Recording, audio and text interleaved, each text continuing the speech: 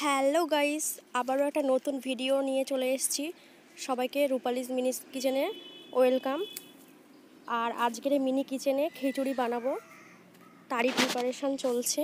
প্রথমেই চালটাকে ভালো করে ধুয়ে রাখলাম, এবার ডালটাকেও ধুয়ে নিলাম। তো তোমরা দেখতে থাকো ভিডিওটা, আশা করি ভালো লাগবে। এবার আগুন জ্বালবো।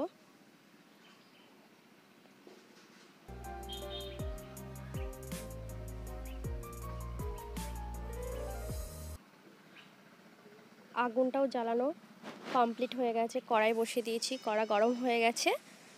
এবার কড়াইতে তেল দিয়ে দিলাম। এবার আগে থেকে কুচিয়ে রাখা পেঁয়াজ দিয়ে দিলাম। পেঁয়াজটাকে ভালো করে ভাজা করে নেব।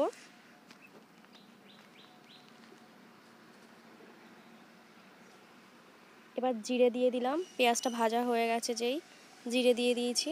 এবার আদা পেস্ট, রসুন পেস্ট এক এক করে সব মশলাগুলো দিয়ে দেবো। এবার শুকনো লঙ্কা দিয়ে দিলাম।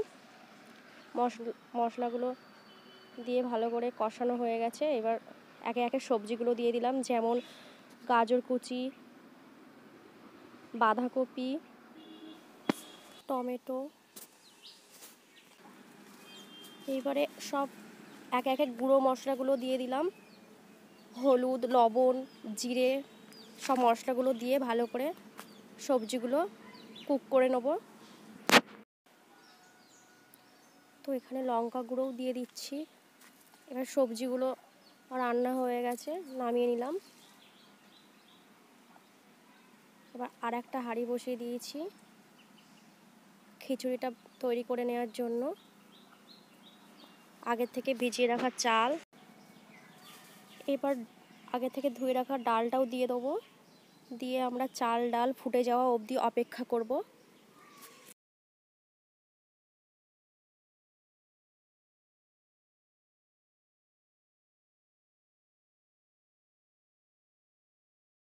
তো এখানে চাল ডালটা যেই ফুটে গেছে, এবারে আগে থেকে সবজিগুলো রান্না করা ছিল সেটা দিয়ে দিলাম।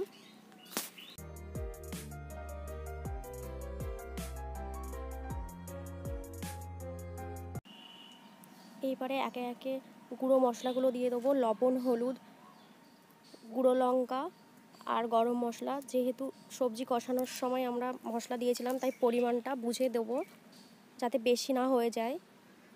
তারপরে বেশ কিছুক্ষণ রান্না করে নেব খিচুড়িটা। এই যে